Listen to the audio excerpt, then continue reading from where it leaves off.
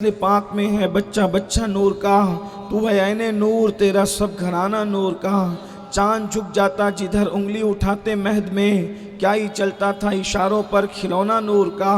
काफ गेसू हा दहन या अबरू आँखें आइन स्वाद, काफ हा या आइन स्वाद उनका है चेहरा नूर का। ए रज़ा ये अहमद नूरी का फैज़ नूर है, हो गई मेरी गज़ल बढ़कर कसीदा नूर का। आज की ये महफ़िल जयपुर की सरज़मीन पर जश्न मिलादुन्नबी सल्लल्लाहु अलैहि वबारक वसल्लम के हवाले से इनेकाद पजीर है। जिस वक्त महफ़िल ख़त्म होने का ऐलान था उसमें सिर्फ आधा घंटा बचा हुआ है। मुझे बिरादर मुकर्रम सैयद मोहम्मद कादिर साहब ने बताया था कि हमें 12:30 बजे महफ़िल ख़त्म करनी है और उसमें अब तकरीबन मेरे ख़्याल से आधे घंटे बचे हुए हैं। और आप लोगों का ज़ौक़ और शौक़ और आपकी मोहब्बतें हैं कि माशाअल्लाह आप अपने नबी की मिलाद पाक सुनने के लिए यहाँ पर सिर्फ बैठे नहीं हैं बल्कि खड़े हुए हैं। ये आपके अपने जज्बात हैं।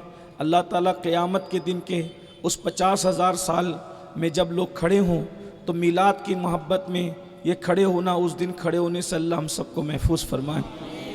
आका अलैहिस्सलाम की मोहब्बतों का बेहतर सिला अता फरमाएँ। थोड़ी देर जितनी वक्त में गुंजाइश है, आपका जितना ज़ौक़ सलामत है, मैं आपके सामने दो बातें अर्ज़ करूँगा। मिलादुन्नबी सल्लल्लाहु अलैहि वसल्लम की आमद है। पूरी दुनिया के अंदर अल्लाह के रसूल अलैहिस्सलाम के उशाक जश्न मिलाद मना रहे हैं। जैसी उफ़ुक़ पर रबीउल अव्वल शरीफ का चाँद नज़र आता है, पूरी दुनिया में आमद रसूल के डंके बजते हैं, डंके बजाए जाते हैं। ये आजकल की बात नहीं, कमोबेश 1450 साल से हर दौर में अलग अलग अंदाज से जिस दौर में जैसा उर्फ़ था उस उर्फ़ के मुताबिक ये मिलाद का जश्न मनाया गया, मिलाद की धूमें मनाई गई। और जिसने मनाया अल्लाह ने उसकी झोलियाँ भी भरी, अल्लाह ने उनको नेमतें भी अता फ़रमाई, अल्लाह ने उनको इज़्ज़तें भी अता फ़रमाई। शेख मुहक्किक शेख अब्दुल हक मुहद्दिस देलवी रहमतुल्लाह अलैह मुहक्किक अलल इतलाक़ हिंदुस्तान में इल्म हदीस जिनकी मेहनतों का समर है, वो फरमाते हैं कि जिस जगह पर रसूलुल्लाह की मिलाद पढ़ ली जाती है, जिस जगह पे रसूलुल्लाह की मिलाद पढ़ दी जाती है, साल भर अल्लाह ताला उस जगह को मुसीबतों से बचा लेता है, बलाओं से बचा लेता है, मुश्किलात से बचा लेता है। एक दौर था जब वबाएँ आती थी, उस दौर में तो लोग मास्क बांध कर नहीं फिरते थे। जब वबाएँ आती थी तो लोग मिलादुन्नबी हुजूर की मिलाद पढ़ते थे, उसकी बरकत से, मिलाद की बरकत से बलाएँ ख़त्म हो जाती थी। ये मेरे जज्बात नहीं, ये आप दुनिया की तारीख उठा करके पढ़ें कि जब बलाएँ आई है, ताउन का मर्ज़ फैला है तो लोगों ने किया क्या है, वबाएँ फैली है तो लोगों ने किया क्या है। मेरे आका सल्लल्लाहु अलैहि वसल्लम के प्यारे दीवानों, बड़ा खूबसूरत मजमा है, खूबसूरत महफिल है, उलमाए किराम भी है, आप भी है। मेरी गुफ्तगू दो अनावीन को एक साथ जोड़े हुए हैं। एक बात तो ये है कि अल्लाह के रसूल सल्लल्लाहु अलैहि वसल्लम की मिलाद का हम जश्न मनाते हैं, अल्हम्दुलिल्लाह। उसके लिए हमारे पास कुरान से दलील है, हदीस से दलील है, सहाबा किराम के अमाल से दलील है, इसी तरह औलिया अल्लाह के अमाल से दलील है, सालिहीन के तौर तरीक़े से दलील है। अल्हम्दुलिल्लाह मनाते थे, मनाते हैं और मनाते रहेंगे। ये मुक़द्दर की बात है, ये तकदीर की बात है, ये तकदीर की बात है। कुछ लोग ऐसे हैं कि जो लोग आज़ादी, जो दुनिया भर में जो ममालिक आज़ाद हुए हैं, दुनिया भर की बात कर रहा हूँ, किसी एक मुल्क की बात नहीं, ये मुक़द्दर की बात है कि कुछ लोग उनका जश्न मनाते हैं जिन्होंने मुल्क को आज़ाद कराया, और कुछ लोग वो हैं जो उसका जश्न मनाते हैं जिसने पूरी कायनात को जुल्म से आज़ाद कराया, जिसने पूरी कायनात को कुफ्र से आज़ाद कराया।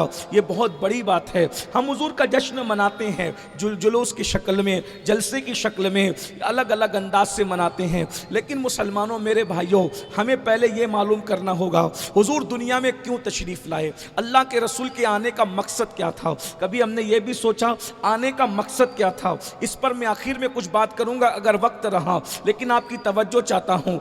हुजूर किस मकसद के लिए आए? जाहिर सी बात है, जो इंसान जितना बड़ा होता है उसके कहीं जाने का मकसद भी उतना बड़ा होता है। अल्लाह अकबर, जो जितना बड़ा होगा वो उतने बड़े मकसद के तहत जाएगा। और याद रखना, बड़े लोग जो होते हैं, पढ़े लिखे लोग जो होते हैं वो बेमकसद कोई काम नहीं करते। हम लोग बेमकसद काम कर लेते हैं, लेकिन हिकमत वाले लोग, हकीम लोग बगैर किसी हिकमत के, बगैर किसी मकसद के कोई काम नहीं किया करते। अल्लाह अकबर।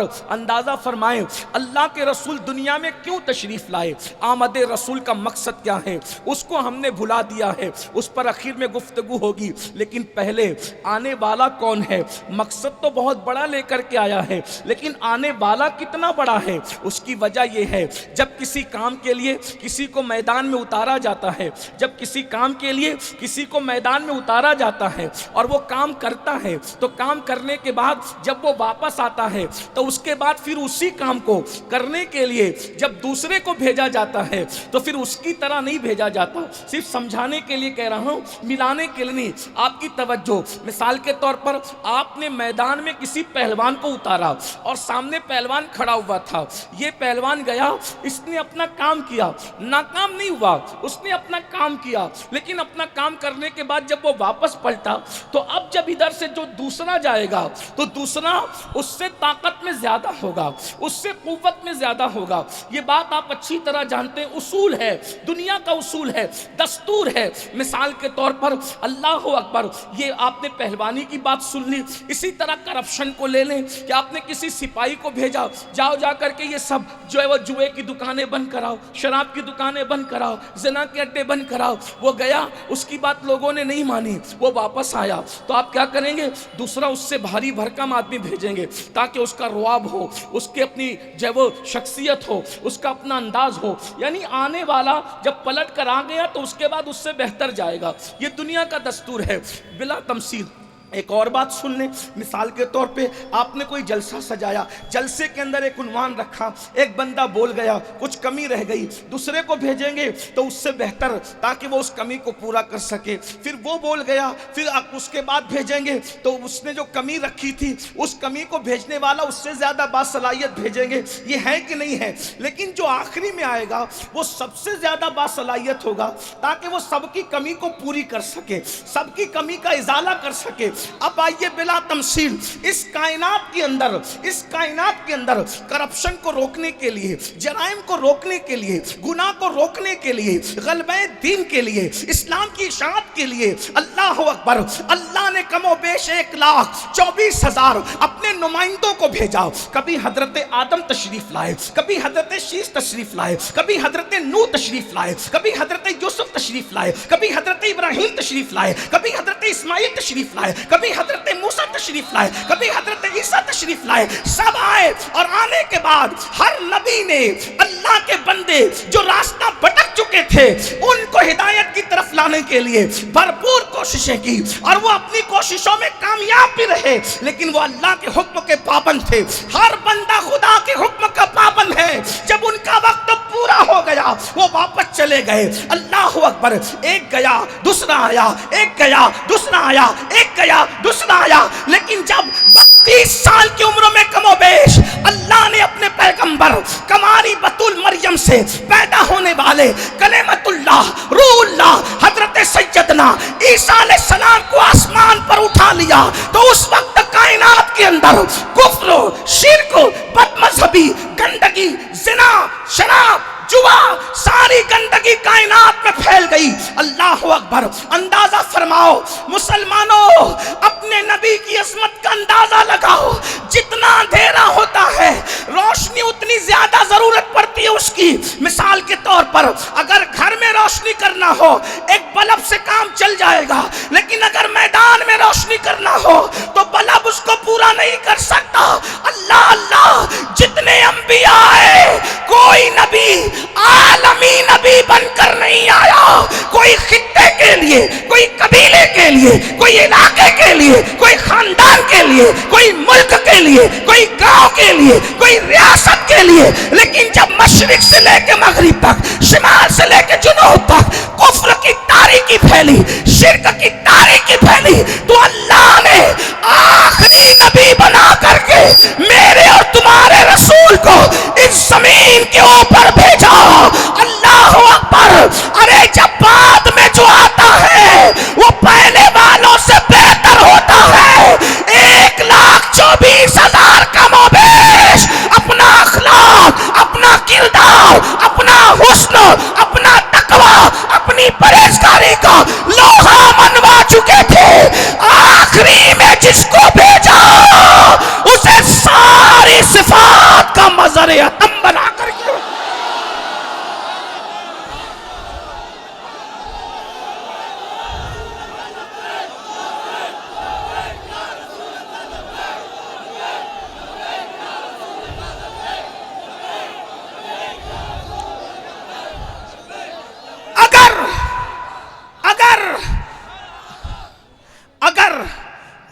नबी की एक एक सिफत भी काउंट करें आप, हालांकि हर नबी में एक एक सिफत नहीं थी, एक एक खूबी नहीं थी, हर नबी सरापा खूबी था, हर नबी सरापा खूबी था।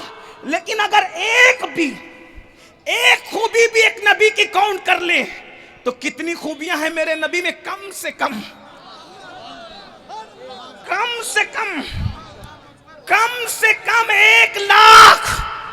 1,24,000 कमो बेश के हिसाब से कम से कम। और ये कम से कम है जिसकी कम से कम 1,24,000 हो, जिसकी कम से कम 1,24,000, और वो कम से कम में भी कौन? आदम की सफवत। लेकिन ये भी याद रखना, आदम सफी थे मगर हू बहू आदम की सफवत उनमें नहीं थी। तवज्जो, अगर आप हुजूर की मिलाद सुनने आए तो बहुत अहम तवज्जो, याद रखना, आज जबकि पूरी दुनिया में नबी को गालियां दी जा रही है, मुसलमानों, कलमा पढ़ने वालों, तुम्हारी जिम्मेदारी है कि अपने नबी की शान बयान करो। बच्चे बच्चे को अपने नबी की शान बताओ, इसलिए कि दुनिया लर्जा बरंदाम है कि दुनिया का आने वाला मजहब, पूरी कायनात का आने वाले दौर में सबसे बड़ा मजहब कोई होगा तो वो सिर्फ और सिर्फ मोहम्मदुर रसूलुल्लाह पढ़ने वाला मजहब होगा। दुनिया को खौफ है, इसलिए रसूलुल्लाह के लिए गालियां दी जाती है ताकि लोग हुजूर की तरफ जा ना सके। लेकिन हम नबी पाक का कलेमा पढ़ते हैं। मैं तो उन भाइयों को भी कहता हूं जो किसी के बहकावे में आके मुसलमान होने के बाद उनको यूं लगता है कि मौलाना हम हुजूर का इतना जिक्र क्यों करते हैं। मैं कोई आपको चिढ़ा नहीं रहा हूं, चूंकि वो मेरे भाई हैं, वो लोग जो बहकावे में आकर लाशऊरी तौर पे कहते हैं, उनको समझाना तो हमारी जिम्मेदारी। हम सूफिया के गुलाम लोग हैं। हाँ, जो गाली दे, तौहीन करे, उससे हमारा कोई रिश्ता नहीं है, लेकिन जो लाशऊरी तौर पे कहे वो तो हमारा भाई है, हम उसको समझाएंगे। अगर आप कहते हैं, एक बात मैं आपसे कहता हूँ, संजीदगी से सुनना मेरे नौजवानों की खास तवज्जो, वो कहते हैं कि मौलाना हुजूर का जिक्र इतना क्यों करें, इतना जिक्र हुजूर का क्यों करें, हम अल्लाह का जिक्र ना करें। तो ये मुफ्तियान किराम और उलमा बैठे हुए हैं, हर मजहब में किसी न किसी एतबार से अल्लाह का तसव्वुर मौजूद है। दुनिया का कोई मजहब ऐसा नहीं है जो अल्लाह का मुनकिर हो। आप गौर करें, ईसाई मजहब में वो 3 खुदा मानते हैं, मगर उसमें से एक वो अल्लाह को मानने की बात करते हैं। यहूदी हजरत उज़ैर को खुदा का बेटा मानते, लेकिन कहीं ना कहीं वो अल्लाह को मानने की और भी हिंदुस्तान में जो मज़ाहिब हैं उनमें भी ऊपर वाला कह करके खुदा का कोई ना कोई तसव्वुर मौजूद है। ठीक, तब आप ये कहते हैं कि मौलाना हम अल्लाह का जिक्र ही करें तो क्या ये काफी नहीं है? मैंने कहा, आज की तारीख में अल्लाह को मानना ये काफी नहीं है। ये जिम्मेदारी से मैं अर्ज कर रहा हूं, अल्लाह को मानना काफी नहीं है। दूसरी बात, अल्लाह को अलग अलग तसव्वुरात के साथ मानना काफी नहीं है। मोमिन सिर्फ वही है जो इस एतबार से अल्लाह को माने कि अल्लाह वो है जो मुहम्मदुर रसूलुल्लाह का रब है। हाँ, यानी जब तक मुहम्मदुर रसूलुल्लाह के वास्ते से अल्लाह को नहीं मानोगे तो अल्लाह का मानना फायदा नहीं देगा। हजरत मूसा के वास्ते से भी मानो तो भी फायदा नहीं देगा, हजरत ईसा के वास्ते से ही मानो तो फायदा नहीं देगा। बल्कि अल्लाह के रसूल की हदीस से सही है, आका फरमाते हैं जब हजरत उमर को तौरात पढ़ते देखा, हुजूर गुस्से में आके कहते हैं, उमर तुम तौरात पढ़ रहे हो, अगर आज मूसा भी ज़ाहिरी तौर पे हयात होते तो उनको मोहम्मद की पैरवी के अलावा और कोई चारा ना होता। अरे खुदा से कलाम करने वाला कलीम भी जो खुदा से कलाम कर चुका है, अगर दौरे रिसालत मोहम्मद अरबी के जमाने में वो हयात ज़ाहिरी तौर पे होते तो उनका कलाम करना, उनका नबी होना सिर्फ उनके लिए काफी नहीं होता। आका फरमाते जब तक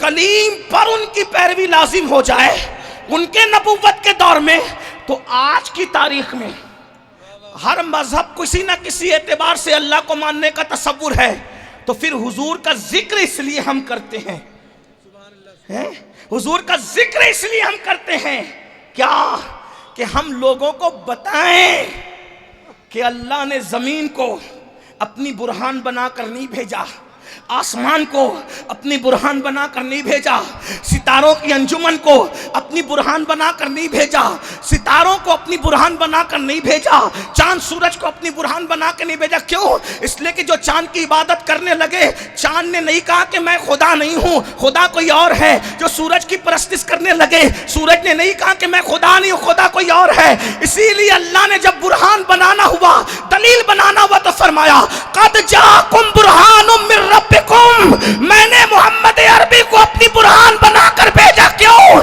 चांद की इबादत करने वाले, सूरज की इबादत करने वाले जब उसी में फंसे थे, तो इन्होंने इशारा करके एक को टुकड़े किया, दूसरे को पलटाया, कहा जिसको खुदा मानते हो वो मेरे इशारे से टूटते भी है, जुड़ते भी है, जाते भी आते भी है। तो लोगों ने कहा तो फिर क्या आप खुदा है? तो कहा नहीं, सर को सज्जे में रख के कहा सुबहान रब्बियल आला। तो तब दुनिया को पता चला जिसके इशारे पे सूरज आता जाता हो, चांद टूटता और जुड़ता हो, अरे जब इतनी ताकत वाला ये है तो ये जिसको रब्बी आला कहता है उस खुदा की कुव्वत का आलम।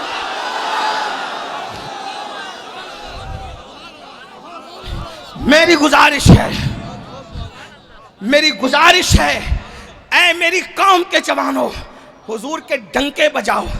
अगर दुनिया में दीन का गलबा चाहते हो, हुजूर के डंके बजाओ, क्योंकि अपने नबी जैसा कोई है। अंबिया भी हमारे नबी जैसे हैं, अंबिया भी हमारे नबी जैसे नहीं है। मैंने कहा ना, जब कोई जाता है वापस तो उसको, उसके बाद जिसको भेजा जाता है वो बहुत बेहतर होता है। आदम सफ़ी है, सफ़ीउल्लाह है, लेकिन सफ़वत आदम हू बहू मेरे नबी को नहीं दी गई। आदम की जो सफ़वत थी उससे बढ़कर सफ़वत जाने आदम मोहम्मदुर रसूलुल्लाह को दी गई। बात समझ में आती है? आप खड़े हैं, थक गए होंगे मुझे पता है, लेकिन बहुत इम्तिहान में नहीं रखूंगा। हाँ, अल्लाह आप सबको सलामत रखे बिला, ये आपके जज्बात सलामत रखे। जब आपके जज्बात ऐसे तो फिर हम भी कुछ सुनाना चाहेंगे। तवज्जो, हजरत आदम को जो सफ़वत दी गई थी, हू बहू वो सफ़वत मेरे आका में नहीं है, उससे बढ़कर है। ठीक, हजरत आदम को जो शान दी गई थी, हजरत आदम को जो शान दी गई थी, हू बहू वही शान आदम वाली अलैहिस्सलाम मेरे आका में नहीं है, उससे बढ़कर है। तवज्जो आप मेरी तरफ। हाँ, मुफ्ती साहब की तबीयत अलील है, अल्लाह उन्हें शिफा दे। आप मेरी तरफ तवज्जो रखें। ये बुजुर्ग लोग दुआ देने आ जाते, इतना ही काफ़ी है। ठीक, आपकी तवज्जो है मेरी तरफ। शान आदम जो थी हू बहू वही हुजूर को नहीं दी गई। वजह, क्योंकि वो आदम है, वो जाने आदम है, वो आदम है, वो जाने आदम है। आपकी अगर तवज्जो है तो सुने। मिसाल के तौर, देखो समझाने के लिए कहता हूँ। हजरत आदम की शान क्या? उसजुदुल आदम, आदम को सजदा करो। ध्यान है ना सबका इस तरफ? हाँ, खुदाया मेरी ज़बान पर ये किसका नाम आया है? अल्लाह के महबूब का नाम आया ज़बान पे। आदम अलैहिस्सलाम की शान क्या? उसजुदुल आदम, आदम को सजदा करो। सैयदना आदम अलैहिस्सलाम को सजदा करने का हुक्म दिया, सब ने सजदा किया। सब ने किया कि नहीं किया? सब ने किया। सब फरिश्तों ने किया, सब शरीफों ने किया, सब अल्लाह वालों ने किया हैं। जितने अल्लाह वाले थे सबों ने सजदा किया। तवज्जो है आपकी मेरी तरफ। आप कोई आपस में बात ना करें, आका का जिक्र हो रहा है, सब मेरी तरफ तवज्जो रहे। हजरत आदम को सब ने सजदा किया, एक ने नहीं किया। आप सबको मालूम है किसने नहीं किया। ठीक है, अच्छा, वो कह रहा था कि मैं सबसे बड़ा मुवहिद हूं, यानी मैं अल्लाह को सिर्फ मानता हूं बस, और अल्लाह के सिवा मैं किसी को नहीं मानता। तो उस मुल्ला जी को अल्लाह ने फरमाया कि तू निकल। ये सिर्फ अल्लाह को मानने वाला फलसफा नहीं चलेगा। देख रहे हैं आप, ये बात है। मैं किसी को टॉन्टिंग नहीं कर रहा हूँ, सूफिया का गुलाम, हम टॉन्टिंग करने वाले लोग नहीं, लेकिन जो उस मुल्ला जी की बात कर रहा हूँ जो फरिश्तों का उस्ताद था। ये फरिश्तों का उस्ताद भी इमामुल मुतकल्लिमीन ने उसको लिखा है और भी बुजुर्गों ने लिखा है, लेकिन तवज्जो आपकी मेरी तरफ होनी चाहिए। उसने क्या, अल्लाह मैं तो सिर्फ तुझे मानूंगा बस, अब मैंने आदम को नहीं मानना, क्योंकि आदम कौन है? गैरुल्लाह है। तवज्जो आपकी, नबी को गैरुल्लाह कहने की पहली बिदअत जिससे इजाद हुई है वो शैतान है। बोले गैरुल्लाह को सजदा नहीं करूंगा, सिर्फ अल्लाह को करूंगा। हालांकि वो मुल्ला समझा ही नहीं कि आदम गैरुल्लाह नहीं है। तवज्जो आपकी, ये पढ़े लिखे नौजवान अगर समझ रहे आदम गैरुल्लाह नहीं है, फिर गैरुल्लाह नहीं है, या तो अल्लाह या तो गैरुल्लाह है। मैंने कहा नहीं, यही तो शैतान समझा नहीं कि अल्लाह और गैरुल्लाह सिर्फ दो बातें नहीं है, बल्कि तीन बातें हैं। अल्लाह, अहलुल्लाह, अल्लाह, अहलुल्लाह और गैरुल्लाह। अल्लाह का सजदा हुआ तो इबादत हुई, अल्लाह का सजदा हुआ तो इबादत हुई। आदम को सजदा हुआ तो मोहब्बत हुई, और गैरुल्लाह को सजदा हुआ तो शिर्क। तवज्जो है आपकी, इसी को वो फलसफा समझ ना सका। उसने कहा गैरुल्लाह को नहीं मानूंगा, अल्लाह ने कहा गैरुल्लाह को मानने का हुक्म भी नहीं दे रहा हूं। अरे जो गैरुल्लाह को मानेगा वो मोमिन कहाँ रहेगा? आदम ना अल्लाह है ना गैरुल्लाह है, वो तो अहलुल्लाह है। वो ये नहीं समझ सका, वो ये नहीं समझ सका, बस अहलुल्लाह का उसकी नजर से वो फलसफा ओझल हुआ। और अल्लाह ने फरमाया, क्या फरमाया? निकल, इन्नका रजीम, तू मरदूद है, मरदूद, तू तकब्बुर करने वाले, वस्तकबरा व काना मिनल काफिरीन। तो आदम को सजदा सबने किया। जिब्रील अलैहिस्सलाम फरिश्तों के सरदार हो गए उसी दिन। क्यों हो गए? क्योंकि जिब्रील सबसे पहले सजदे में गए। जो पहले गया वो सैयद हो गया है। जो पहले अल्लाह के हुक्म पे अमल किया, इंसानों का नहीं फरिश्तों का, मासूमों का सैयद हो गया, क्योंकि वो झुका पहले। हमने पूछा जिब्रील तुम क्यों झुके? कहा इसीलिए तो मैंने ये नहीं कहा सिर्फ अल्लाह को मानूंगा, नहीं अल्लाह के आगे झुकूंगा नहीं, बल्कि जिब्रील की तौहीद ये थी, अल्लाह तुझे भी मानूंगा और तू जिस जिसको कहेगा उसको भी मानूंगा।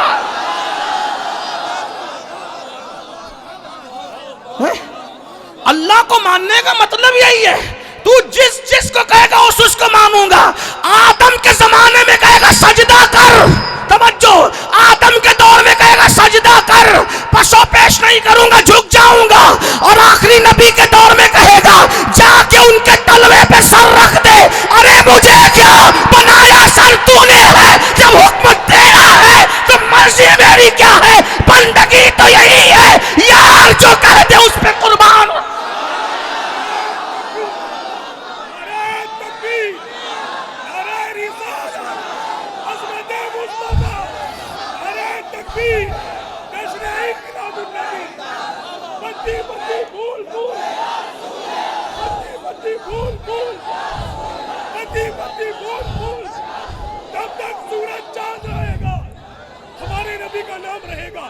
बस तौहीद समझ में आ गई, तौहीद समझ में आ गई। अपनी मर्जी से करोगे तो मारे जाओगे, अल्लाह की मर्जी से करोगे तो यहां भी निजात है वहां भी। देखो जिब्रील ने अपनी मर्जी नहीं चलाई, आदम के लिए सर पेशानी जमीन पे रख दी और नबी के लिए तो डायरेक्ट तलवों पे रख दिया। मौला सर तो बनाया तूने, हमको समझ में आ गया। अल्लाह अगर तुझे मानना है तो अपनी नहीं चलाना है? वरना ये सारी मुल्लागिरी इस तरह खत्म होगी कि कभी कोई मुसलमान भी ना कहेगा। लेकिन अल्लाह अकबर, अगर जिब्रील वाली तौहीद पे अमल किया, मौला मैं कुछ नहीं, तू जिसके आगे झुकाएगा मैं उसके आगे झुकूंगा, इसलिए कि मुझे क्या, मैं तो बंदा तेरा हूं। मुझे ये नहीं देखना कि है कौन, मुझे तो ये देखना है कि तेरा हुक्म क्या है। तूने कह दिया ना, अल्लाह अकबर, बात दूर निकल गई। तवज्जो तवज्जो फरमाए। अपने जवानों से कहता हूं, हुजूर के डंके बजाओ, ताकि कमरों में बैठकर जो नबी को गालियां देते हैं, यूट्यूब पे डालकर हीरो बनते हैं, वो धूल चाट जाएं। नबी के जिक्र के डंके बजाओ, सब डंके बजाओ, नबी का जिक्र करो, खूब करो, खूब करो, खूब करो। बच्चे बच्चे को पता चल जाए आमिना के लाल की शान क्या है, बच्चे बच्चे को पता चल जाए हमारे नबी की शान क्या है। अरे लाओ ना कोई हमारे कायद जैसा कायद, लाओ ना कोई हमारे कायद जैसा कायद। हमारा कायद तो वो है, अल्लाह अकबर। आदम को फरिश्ते सजदा करते हैं, लेकिन उनकी शान, बस ये बहुत बड़ी शान है उनकी, लेकिन क्या शान है, सजदे में पहले नहीं थे, फिर गए, फिर उठ गए। अगर आज कोई हमसे पूछे कि क्या आदम को सजदा हो रहा है, हम यकीन से कहेंगे नहीं हो रहा है। हो रहा है? बोलो भाई। कुरान कह चुका, सजदे का एक पीरियड था, एक टाइम था। तवज्जो तवज्जो, ये शान आदम है। सजदे का एक पीरियड था, पहले नहीं थे सजदे में, फिर सजदे में गए, फिर उठ गए। लेकिन शान तो बड़ी है, फरिश्ते ने सजदा किया है। आदम ने खुदा को सजदा नहीं किया था, उससे पहले फरिश्तों ने आदम को सजदा किया। कितनी बड़ी बात, मस्जूद मलाइका हजरत, बात समझ। लेकिन मेरे नबी की शान क्या है, वहां फरिश्तों से सजदा करवाया। तवज्जो, वहां फरिश्तों से, लेकिन सजदा करने में खुद शामिल नहीं था। तवज्जो है, सजदा करने में खुद शामिल, क्योंकि वो अल्लाह है, वो किसका सजदा करे, सब उसका सजदा करते हैं, उसको सजदा करते हैं, वो किसको सजदा करें। लेकिन ये अपने नबी की शान, अपने नबी, फरिश्तों से सजदा करवाया, खुद शामिल नहीं था क्योंकि उसकी शान के खिलाफ है। लेकिन सारे फरिश्तों से मेरे नबी पे दुरूद पढ़वाया, मेरे नबी पे दुरूद पढ़वाया। और उससे बड़ी बात है, क्यों, इसलिए कि सजदे में पहले नहीं थे, फिर गए, फिर उठ गए। लेकिन दुरूद कब से पढ़ रहे फरिश्ते, इन्नल्लाह व मलाइकतहु युसल्लूना अलन नबी, मुजारे के सेगे के साथ कब से पढ़ रहे हैं और कब तक पढ़ते रहेंगे, इसका अंदाजा कोई नहीं कर सकता। आदम को सजदा फरिश्ते कर रहे थे, खुदा साथ नहीं था, लेकिन महबूब पे फरिश्ते दुरूद पढ़ रहे हैं। तो अल्लाह भी दुरूद अपनी शान के मुताबिक भेज रहा है। क्या शान है अपने नबी की, अपने नबी की शान। क्या शान वाला नबी है, बोलो, है किसी के पास ऐसा कायद, ऐसा कायद के जिस पर खुदा भी दुरूद भेजे। वो सिर्फ हमारा नबी है, हमारा नबी, वो सिर्फ हमारा नबी है, हमारा नबी। और कैसा नबी, आदम की सफ़वत से बढ़कर सफ़वत उनको दी। अगर एक एक की बात करो तो बहुत बात बढ़ जाए, लेकिन एक आखिरी बात करता हूँ, फिर दूसरे उन्वान की तरफ चलते हैं, इसलिए कि महफिल का वक्त तो अब ख़त्म होने को है, बल्कि 3 मिनट है जो टाइम दिया गया था। लेकिन बात मैं आगे, अगर आपका ज़ौक़ सलामत है तो दूसरे उन्वान की तरफ उसको ज्वाइन करूँगा। अल्लाह अकबर, तवज्जो फरमाए। दूसरी बात सुन ले, मेरा अपना ज़ौक़ आपके सामने पेश करूं। दूसरी और आखिरी बात, तवज्जो फरमाए कि आदम को जो सफ़वत दी, उससे बढ़कर सफ़वत हुजूर को दी। अब आप कहेंगे कि यार आदम तो सबके बाप हैं, बात सुन, अभी हज़रत आदम पे बात आ गई फिर से। आप कहोगे भाई, पढ़े लिखे लोगों कहोगे, और आपका हक भी है, और हम वो लोग नहीं कि खूब चिल्लाकर चले जाएं, आप पूछे तो गुस्से में ना, आप पूछेंगे तो हम आपको जवाब देंगे, जवाब देने के हम जिम्मेदार हैं। तवज्जो आपकी, आदम तो सारे इंसानों के बाप हैं। तवज्जो, अब तू कह रहा है कि तेरे नबी की सफ़वत हज़रत आदम से बढ़कर है, कब बिल्कुल है। तो मैं आपसे पूछता हूँ, आदम बाप हैं? बिल्कुल सच्ची बात है।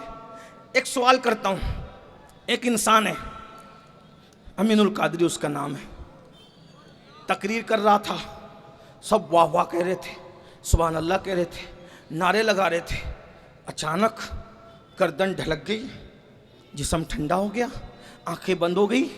उसको लोगों ने कपड़े उतार लिए, उसको गुस्ल दे दिया, उसको कफन पहना दिया, उसको खुशबू लगा दी, जनाजे में रख दिया, और सब लेके जाने लगे। सैयद मोहम्मद कादरी आए, अरे जालिमों, तकरीर करने बुलाया था, जनाजे में रख के कहाँ ले जाते हो? कहा कब्रिस्तान। क्या करोगे? दफन कर देंगे। क्यों? वह मर गया। मर गया? कैसे मर गया? बोले देखो, बोलता नहीं, सुनता नहीं, देखता नहीं, हाथ काम नहीं करे, पैर काम नहीं करे, दफन करे। नहीं, इसकी तो आंखें हैं, इसके तो कान हैं, इसकी तो ज़बान है, इसके तो हाथ हैं, इसके तो पैर हैं। जो जो जयपुर आते वक्त था वो सब कुछ है, फिर क्यों कब्रिस्तान ले जा रहे हो? कहा मर गया हजरत। मर गया? आंख तो है ना? हाँ आंख है, लेकिन मर गया। कहा क्यों? कान है, फिर भी मर गया। हाथ है, फिर भी मर गया। अरे क्यों मर गया? बोले हजरत इसकी रूह निकल गई। इसकी रूह निकली तो कहां जाएगा ये अमीनुल कादरी? बोलना चाहिए आपको, घबराने की बात नहीं, जाना ही है यार। मोहब्बत भी करते हो तो बोलो मुझे जाना ही है कब्रिस्तान। और एक बात बताऊं, हम मरने की दुआ नहीं करते हैं, लेकिन शौक इतना है ना, मरने का शौक। दुआ नहीं करते, जब आएगी तब आएगी, लेकिन इस्तिकबाल के लिए अभी से बैठे। क्यों? जितना मदीने जाने का शौक है ना, उससे ज्यादा शौक मर जाने का है। वजह क्योंकि प्याला ऐसा पिया है, हमारा अकीदा ये है, मदीने जाओ तो सिर्फ गुंबद नजर आता है, और जब ईमान पे वफादारी के साथ मर जाओ तो गुंबद वाला नजर आता है।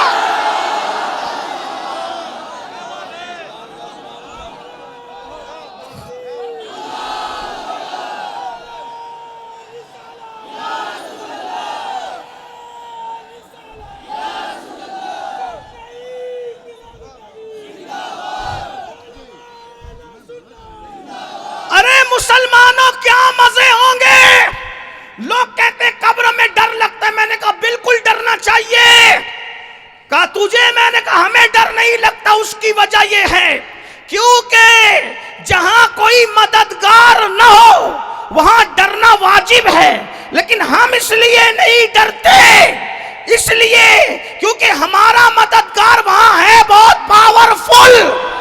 इतना पावरफुल है कि जिब्रील उसके तलवा पर अपना सर रखते हैं, फरिश्ते उसकी खिदमत करते हैं, अंबिया उसके हाथ पीछे हाथ बांध के खड़े होते हैं, और वो खुदा होके कहता है वला सौफा युतीका रब्बुका फतरदा।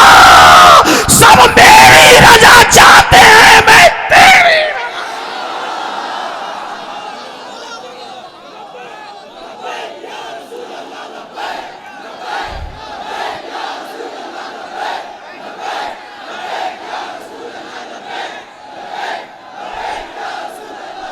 बस जयपुर वालों यही समझाने आया हूं, जयपुर वालों यही समझाने आया हूं, अगर कब्र में ठाठ से सोना चाहते हो, एक ही काम कर लो, आमिना के लाल से वफादारी कर लो। इतने ठाठ से सोओगे, इतने ठाठ से सोओगे कि दुनिया में क्या हो रहा है, जलजले आ रहे, सूरज निकल रहे, सूरज डूब रहे, तुम्हें पता भी नहीं चलेगा। मेरा एक नौजवान सोच रहा है यहाँ खड़े होके, बोले ये सुन्नी मौलवी ऐसे ही सब्ज बाग दिखाते हैं, हथेली पे जन्नत दिखाते हैं। एक जवान यहाँ खड़े होके सोच रहा है, मैं बताऊं उसको बताऊं, कुरान से दलील है मेरे पास। ईसा अलैहिस्सलाम का उम्मती ईसा की वफा में रात के अंधेरे में चंद साथियों को लेकर निकलता है और एक गार में जाके सो जाता है, तो अल्लाह उसके सोने का इतना ख्याल फरमाता है कि सूरज निकलता है और सूरज डूबता है, तो गार के रास्ते से सूरज की रोशनी जाने नहीं देता, सूरज का रास्ता अल्लाह बदल देता है। क्यों? अगर तेरा रास्ता ना बदलूंगा तो तेरी किरणें इसकी नींद में खलल पैदा करेगी। अरे जो ईसा की वफा में गार में सो जाए तो उसकी नींद के लिए सूरज का रास्ता बदल दिया जाता है। तो जो जाने ईसा का वफादार मोहम्मद अरबी के इश्क में सो जाए। कोई बात है यार, कोई बात है।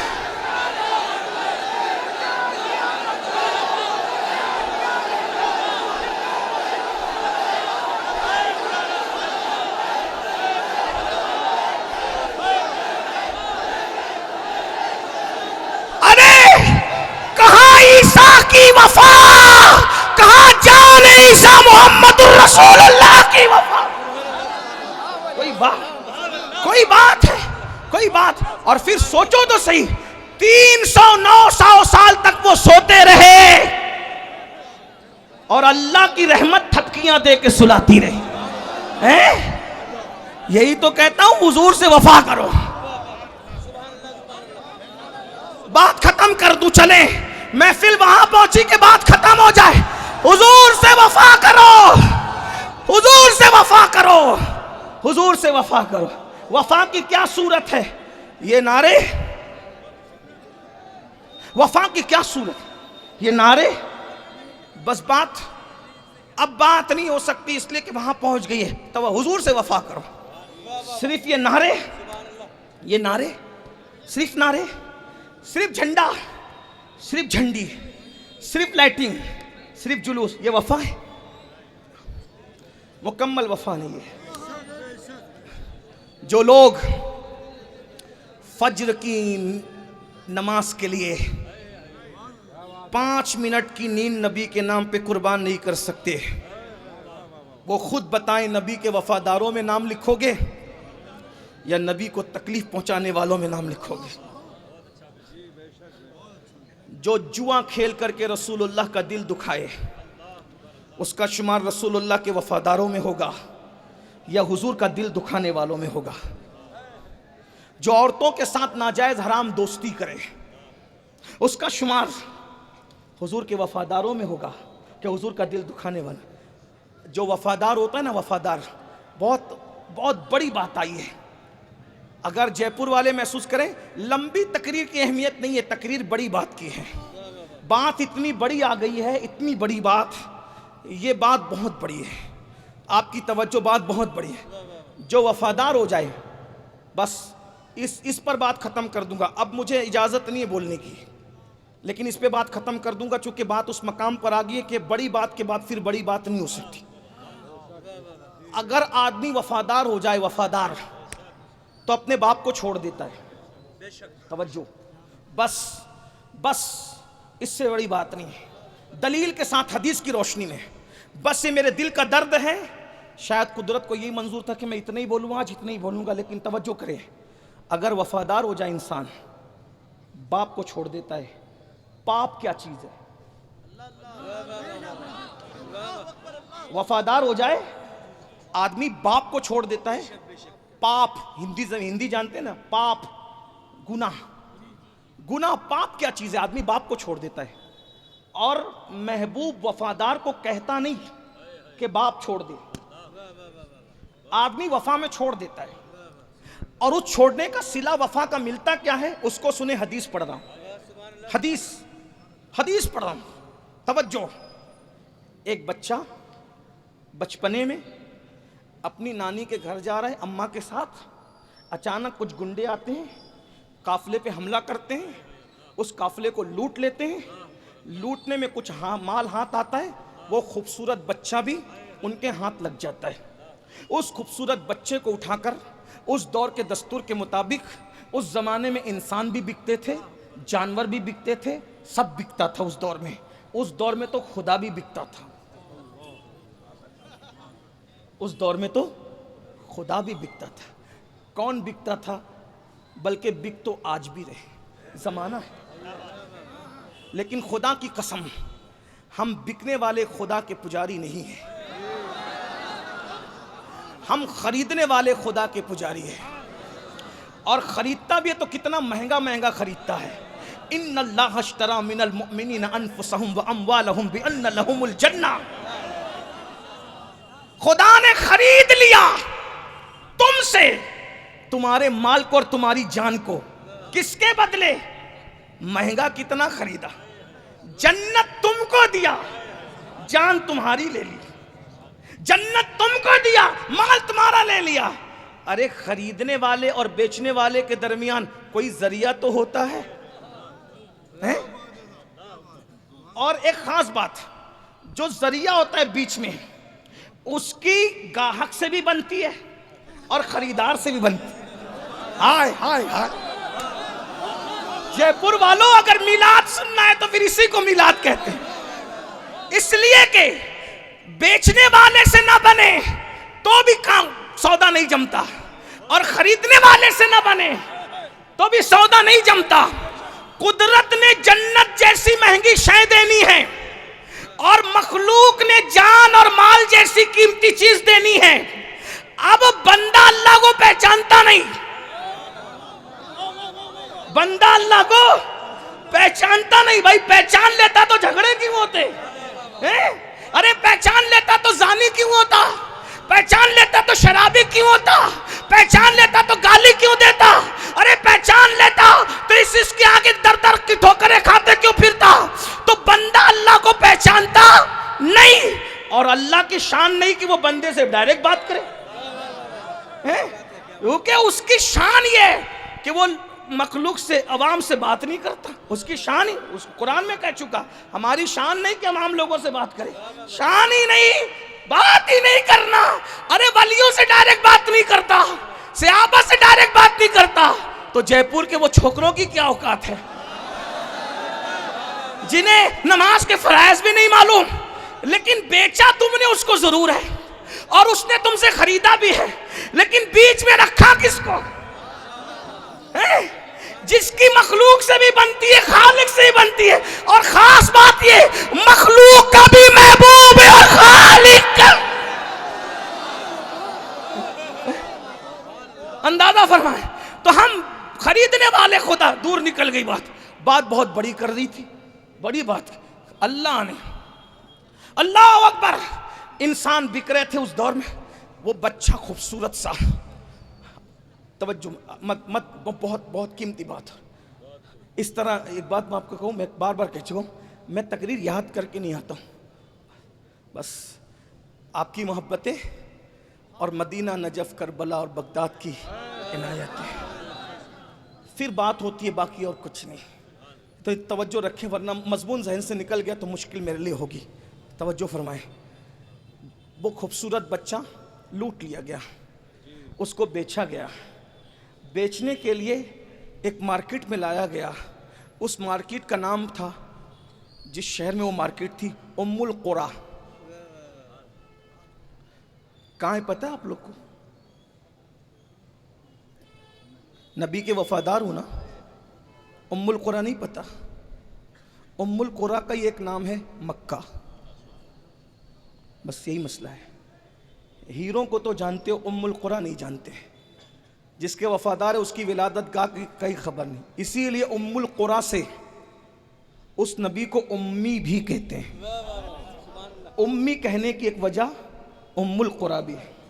उम्मी कहने की एक वजह, बहुत सी वजूहात है, एक वजह उम्मुल। जैसे कोई जयपुर में रहने वाला जयपुरी है, इंदौर में रहने वाला इंदौरी है, मालेगांव में रहने वाले मालेगांववी है, वैसे उम्मुल कुरा में रहने वाला उम्मी। हाँ, एक वजह उम्मी की है, बहुत सी वजूहात है, एक वजह ये भी है। बहरहाल मक्के में वो बच्चा बिका। उस बच्चे का नाम जैद था। खरीदने के लिए सबसे मालदार घराने का फर्द निकला, सबसे मालदार। पूरे मक्के में सबसे जो मालदार घराना था, उस घराने की मलका ने हुक्म दिया था, जाओ कुछ गुलाम खरीद के लाओ। जैसे ही वो शख्स निकला, उस मलका का भतीजा था, उस मलका का भतीजा था, मलका के हुक्म पे गया। मलका समझते हैं ना, रानी, महारानी, ठीक है, समझाने के लिए मलका जो राज करती हो सब पे। एक मलका थी मक्के की मलका, मलका तुज्जार थी, ताजिरों की मलका। मक्के में जिसको भी लेना होता उसी के आगे हाथ फैलाता, बहुत बड़ी मलका थी। पूरे मक्के वालों के पास जितना माल था, उसके माल का आधा भी नहीं था, पूरे शहर का माल। अबू लहब का, अबू जहल का, अला फला फला फला फला सब, फला फला सब, इनके किसी के माल उसके आधे माल की तरह नहीं थे। उस मलका ने हुक्म दिया, जा कुछ जरा गुलाम कनीज़े खरीद के ला। वो भतीजे को भेजा, भतीजा गया, खूबसूरत बच्चा दिखा, का बच्चा ही लेना। बच्चा लाया, कहा पुप्पी अम्मा ये लड़का बड़ा खूबसूरत था इसलिए ख़रीद लिया। क्या इसका नाम क्या? क्या इसका नाम जैद है। वही मलका जब 40 साल की उम्र में पहुंची तो उस मलका ने एक हुस्न के बादशाह को देखा और उस बादशाह को देख करके अपनी सहेली नफीसा से कहा, नफीसा इनसे पूछना ये शादी क्यों नहीं करते। उस हुस्न के बादशाह ने कहा मेरे चच्चा लोग फैसला करेंगे तो शादी कर ली जाएगी। चच्चा लोगों ने फैसला कर लिया, उस मलिका का निकाह उस हुस्न के बादशाह के साथ हो गया। उसी मलिका को दुनिया तैयबा, ताहिरा, सैयदा, खदीजतुल कुबरा के नाम से, और उस हुस्न के बादशाह को जिसका साया भी जमीन पे नहीं चल पड़ता था, जिसके जिस्म से खुशबू आती थी, जिसके बदन पे मक्खी नहीं बैठती थी, अंधेरे में भी जिसका चेहरा चांद की तरह चमकता था, उस हुस्न के बादशाह को मोहम्मदुर रसूलुल्लाह का। लेकिन अभी नबूवत का ऐलान नहीं हुआ था, ऐलान नबूवत नहीं हुआ था। बहरहाल 25 साल के मेरे आका थे और 40 साल की खदीजा से शादी की। यहाँ एक सवाल का जवाब देना ज़रूरी समझ रहा हूँ, अगर तवज्जो है तो। मोबाइल वाले मेरे भाई, अल्लाह तुझ पे रहम करे, इतनी कीमती बात शायद तू कभी नहीं सुनेगा, कम से कम मुझसे नहीं सुनेगा। अल्लाह तुम सब पे रहम की नज़र फरमाए, करम की नज़र फरमाए। सुन लो, आज रसूलुल्लाह के बारे में कहा जाता है माज़ अल्लाह, माज़ अल्लाह, माज़ अल्लाह, कि वो तो हवस परस्त थे, इसलिए उन्होंने इतने निकाह किए उतने निकाह किए। मैं कहता हूँ हवस परस्तो, पहली बात तो जो जैसा होता है वो दूसरों को भी वैसे ही समझता है। एक बंदा रात को आधी रात को उठ के घर से तहज्जुद के लिए जा रहा था, दूसरा बंदा चोरी के लिए जा रहा था। तहज्जुद गुजार ने रात में अंधेरे में चोर को चलते देखा तो सोचा मेरी तरह ये भी तहज्जुद पढ़ने जा रहा है, और चोर ने तहज्जुद गुजार को देखा तो समझा कि मेरी तरह ये भी किसी का घर ताकने जा रहा है। मेरे नबी को हवस परस्त कहने वालों, सिर्फ तुम्हारी, अगर तुम्हारे ज़मीर जिंदा हैं, एक बात रखता हूं, अगर कोई हवस परस्त हो तो जवानी में जज्बात जवान होते हैं। जब इंसान 25 साल का हो तो हर 25 साल का जवान 18-20 साल की लड़की ढूंढता है निकाह के लिए। माज़ अल्लाह, अगर तुम्हारा कहना सही होता जालिमो, तो हुजूर 2 मरतबा बेवा होने वाली 40 साल की खदीजा से क्यों निकाह करते हैं? वहां हवस को भी हवस का तसव्वुर नहीं आ सकता। ये मेरे नबी की शान है, हमारे नबी की शान है। बहरहाल मेरा उन्वान वो नहीं, लेकिन सिर्फ जवाब देना जरूरी है, क्योंकि आज यूट्यूब पर रसूलुल्लाह को गालियां दी जा रही, हमारी जिम्मेदारी है कि हम हुजूर अलैहिस्सलाम की शान का दिफा करें, और हम करते रहेंगे इंशाअल्लाह। जब तक जबानों में ताकत है, कुव्वत है, तो ये जबान है इसीलिए दहन में जबान तुम्हारे लिए, बदन में है जान तुम्हारे लिए, हम आए यहाँ तुम्हारे लिए, उठे भी वहां तुम्हारे लिए, बल्कि मैदान महशर में भी उन्हीं के लिए उठेंगे इंशाअल्लाह। सबा वो चले के बाग फले, वो फूल खिले के दिन हो भले, लिबा के तले सना में खुले, हमारी ज़बान तुम्हारे लिए।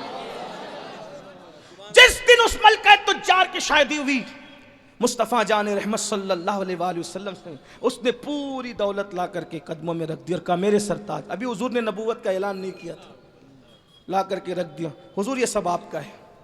उसी दौलत के अंदर वो खूबसूरत, अब वो बच्चा नहीं था, अब वो जवानी की तरफ बढ़ रहा था। हुजूर ये मेरा चहीता गुलाम है और बेटों की तरह इसको यहाँ तक लाया है, हुजूर इसको भी कबूल करें। अब ये मेरी खिदमत नहीं है, आपकी खिदमत में। हुजूर ने उसके सर पे हाथ रखा, नाम क्या है तेरा? मेरा नाम जैद है। बस जैद ने हुजूर को देखा, हुजूर थे ही ऐसे, जो देख ले उन्हीं का हो जाए। अल्लाह ने बनाया ही ऐसा था, अल्लाह ने बनाया ऐसा, जो देखे उनका हो जाए, जो देखे उनका हो। भाइयों, जिसको देखकर बुतों ने कलेमा पढ़ा है, मेरे जज्बात नहीं, आप सीरत की किताब उठा करके देख लें, मक्के के काबतुल्लाह की दीवारों पे बुत रखे थे, हुजूर जाते थे तो वो हुजूर के कदमों में गिरते थे और उससे भी आवाज आती थी ला इलाहा इल्लल्लाह मुहम्मद। जिसको देखकर बुत कलमा पढ़ ले भाई, वो जात क्या होगी। मैं तो यही कहता हूं, इस कौम को हुजूर का हुस्न नहीं पता। अरे वो हुस्न है मेरे आका का। हजरत शाह वलीउल्लाह लिखते हैं कि मेरे अब्बा शाह अब्दुल रहीम ने हुजूर को ख्वाब में देख के पूछा, या रसूल अल्लाह, वो हजरत यूसुफ को देखकर लोग मर गए और आपको देखकर ऐसा नहीं होता। सरकार ने फरमाया, अब्दुल रहीम, यूसुफ को बेहिजाब भेजा था इसलिए ये सब हुआ, मुझ पर तो गैरत के 70,000 पर्दे डाल दिए थे, इसलिए ऐसा नहीं होता। वरना जिब्रील भी उनको ना देख सके, अपना महबूब वो महबूब है भाइयों। एक दिन जिब्रील अमीन आए, जिब्रील अमीन से हुजूर ने कहा, जिब्रील तू है बड़ा खूबसूरत, लेकिन तू पर्दे डालकर आता है, जमीन के ऊपर होलिया बदल के आता है। अरे जरा नकाब उठा और अपना आप बता, मैं देखूं तो सही तेरी असलियत क्या है। हुजूर का हुक्म था, जिब्रील ने सारे पर खोल दिए, पर्दे हटा दिए। हुजूर देख लीजिए, एक पर से दूसरे पर के दरमियान पूरी कायनात सिमट आ गई। ऐसे 70,000 पर थे। जिब्रील को देख लिया। जिब्रील ने फिर अपनी हकीकत बताने के बाद कहा, मैंने तो पर्दे उठाए ना, आप भी उठाइए। मैंने अपना आप दिखाया, आप भी दिखाइए। हुजूर ने फरमाया, तू नहीं देख सकता। जिसे जिब्रील ना देख सके वो हमारा नबी है। क्या शान है अपने नबी की। बहरहाल जैद ने देखा, बचपने में आशिक हो गए। बात ये चल रही थी, ये बात चल रही। जो वफादार होता है, पाप क्या चीज है बाप छोड़, यही बात चल रही थी। जैद ने देखा, आशिक हो। अब खदीजतुल कुबरा के गुलाम, खदीजा खुद अब यहाँ गुलामी कर रही है, मलका गुलामी कर रही है। पहाड़ पे जाके बैठते तो दिन में 2 बार चढ़ती उतरती है हुजूर को खाना लाने के लिए। जब मैं अल्लाह अकबर हिरा पे जाता हूँ तो सोचता हूँ कि अम्मा जान खदीजा आपकी शान पे कुर्बान, एक बार जाओ तो 2 दिन तक के तवाफ करने की हिम्मत नहीं होती सरकार। हैं, टाइम खत्म हुआ, मैं अपनी बात पूरी कर रहा हूँ, इंशाअल्लाह ताला टाइम पे बात मुकम्मल होगी। बस एंड हो रहा है, इख्तिताम एंड हो रहा है। तवज्जो गौर फरमाएं। 2 बार जो चढ़ती उतरती है भाइयों, अगर इश्क ना हो तो उस पर चढ़ा भी ना जाए, उतरा भी ना जाए। हाँ ये, लेकिन खदीजतुल कुबरा का इश्क कितना बड़ा था कि उनको ले भी जाता था और लाता भी था। आपकी तवज्जो मेरी तरफ होनी। 12 सैयदा खदीजा खुद गुलामी कर रही, खुद गुलामी कर रही। जैद जहाँ जहाँ हुजूर जाते उनके पीछे पीछे जाते जैद, और हुजूर भी बहुत प्यार देते थे। हुजूर की आदत है सबको प्यार दिया। जैद इधर आ, जैद उधर जा, जैद जैद जैद जैद जैद जैद जैद। अब जैद हुजूर के बगैर रहते नहीं, हुजूर के बगैर सोते नहीं, हुजूर के बगैर खाते नहीं। गुलाम को इतना प्यार दिया कि अपना बना लिया। एक दिन जैद के गांव वाले हज के लिए आए, जैद के गांव वाले हज के लिए आए। हुजूर मिना में चल रहे थे, जैद हुजूर के पीछे पीछे चल रहे थे। तो जैद के गांव वालों ने कहा, अरे अरे अरे वो देखो, वो हारसा का बेटा, हारसा का बेटा, जिसके लिए उसका बाप रो रो करके बेहोश होता है और ये करता है वो करता है, वो हारसा का बेटा, हारसा का बेटा जैद। गांव गए, गांव जाके कहा, ओ हारसा, तू जिसके लिए रोता है, तड़पता है, बेहोश होता है, मर रहा है, तू, तेरे बेटे को हमने एक बहुत खूबसूरत आदमी की गुलामी करते देखा है और सुना है कि उसका ताल्लुक कबीला बनु हाशिम से है। तेरा बच्चा उसका गुलाम है। और ये जो बनु हाशिम लोग हैं ना, ये बड़े बामुरव्वत और सखी और मालदार लोग हैं, ये बेमुरव्वत नहीं है। तू जा, वो तेरा बच्चा वापस कर देगा। हारसा अपने भाई को लेते हैं और जाते हैं। इसका मतलब अभी ऐलान नबूवत नहीं हुआ, फिर भी खानदान बनु हाशिम के ये डंके थे कि उस बेमुरव्वत माहौल में भी ये बामुरव्वत लोग थे। और आज भी जो हाशमी लोग हैं, पक्के ओरिजिनल हाशमी लोग, अगर उनको शजरों से ना पहचानना हो तो उनको माफ़ करने की मुरव्वत से पहचानो, उनको सब्र की मुरव्वत से पहचानो, उनको सखावत की मुरव्वत से पहचानो। याद रखना, सैयद कितना भी गिर जाएगा लेकिन बाप का कातिल भी आएगा तो उसको भी माफ़ करके बताएगा, हाशमियत इसे कहते हैं। भूखा रहेगा तो भी दूसरों को खिला के बताएगा, हाशमियत इसका नाम है। सियादत हाथ चुमवाने का सिर्फ काम नहीं है, बाप के कातिल को, कलेजा चबाने वालों को तक माफ करने का कलेजा रखना, इसी को हाशमियत कहते हैं। अरे के फाकों में गरीबों को खिलाने वाले ऐसे होते हैं मोहम्मद के घराने वाले। अरे घराना ऐसा है, उस घराने का सरदार कैसा होगा। अल्लाह अकबर। हारसा आए अपने भाई को लेकर, हुजूर को देखा, पहली नजर देख के ढेर हो गए। हुजूर थे ही ऐसे। वल्लाह मैं तो दुआ करता हूं कि जितने बिगड़े हुए लोग हैं, कम से कम अल्लाह इनको एक मर्तबा ख्वाब में सही मेरे आका का दीदार करा दे। गुनाह ना छोड़ दो तो फिर गुलामी लिख दो। ख्वाब की बात कर रहा हूं, ख्वाब की। बस अर्ज कर रहा था, हारसा अपने भाई को लेकर हुजूर को पहली नजर में देखकर ढेर हो गए। कहते हैं मैंने सुना है आप हाशमी है, मुत्तलबी हैं। जी। नाम आपका मोहम्मद है। जी। सुना है मेरा बेटा जैद आपकी गुलामी में रहता है, बहुत बड़ी रकम लाया हूँ, अगर वो रकम आप लेके मेरे बेटे को आज़ाद कर दे तो आपका एहसान मेरी नस्लें कभी नहीं भूलेगी। मेरे आका ने फरमाया मुझे रकम की ज़रूरत नहीं है, ना मुझे ये शौक़ है कि बेटे को बाप से जुदा करूं। मैं जैद को बुलाता हूं, वो तुम्हें पहचान ले और तुम्हारे साथ जाने के लिए तैयार हो जाए। मुझे कोई रकम नहीं चाहिए, ऐसे ही ले जाओ, ले जाओ ऐसे ही। अभी नबूवत का ऐलान नहीं हुआ, अभी नबूवत का ऐलान नहीं हुआ। आवाज़ जैद इधर आओ। इस हदीस को मैं अरशदुल कादरी मेरे अल्लामा के लबो लहजे में बयान करूं ताकि बच्चों को भी समझ में आए। हाँ, किताब और खिताब में फ़र्क होना चाहिए, इसीलिए मैं बतौर मफहूम पेश करूं। जैद इधर आओ। जैद आए। जी आका। जैद इन्हें पहचानते हो कौन है? जी आका, ये मेरा अब्बा है, मेरे बाबा है ये, और वो बाजू में वो मेरा चच्चा है। सही पहचाना दोनों को? जी ये मेरा बाबा है, मेरा चच्चा है। जैद ये तुम्हें लेने आए, जाओ बाप के साथ जाओ। बस बरसों हो गए थे बाप से बिछड़ने को। एक बेटा स्कूल से आता है तो बाप को कैसे लिपटता है। मुझे बच्चों के बिछड़ने का बहुत तजुर्बा है। 15 दिन और 8, 10 और 10 दिन के बाद जब हम थके थके घर जाते हैं तो प्लान ये होता है आज सिर्फ सोएंगे, लेकिन 2 चीज़ें सारी थकन को उतार देती है। एक माँ की मुस्कुराहट से ये कहना बेटा कैसा है, और दूसरा बच्चे और बच्चियों का लिपट करके कहना कि अब मत जाना। ये ऐसी लज्जत है कि लोगों के खानों में वो लज्जत नहीं आती, लोगों के तोहफों में वो लज्जत नहीं आती, लोगों के लिफाफे में वो लज्जत नहीं आती, लोगों के जूते तक पहनाने में वो लुत्फ़ नहीं आता। ये जो 2 लज्जतों में मज़ा है ना, वो मज़ा हर चीज़ के मज़े को किरकिरा कर देता है। अल्लाह सबकी मोहब्बतों को सलामत रखे। लेकिन यहाँ आकर के मैं सोचता हूँ, बरसों का बिछड़ा हुआ जैद अपने बाबा हारसा को देख रहे थे और आका कह रहे थे तुम्हें लेने आए हैं, जैद चले जाओ।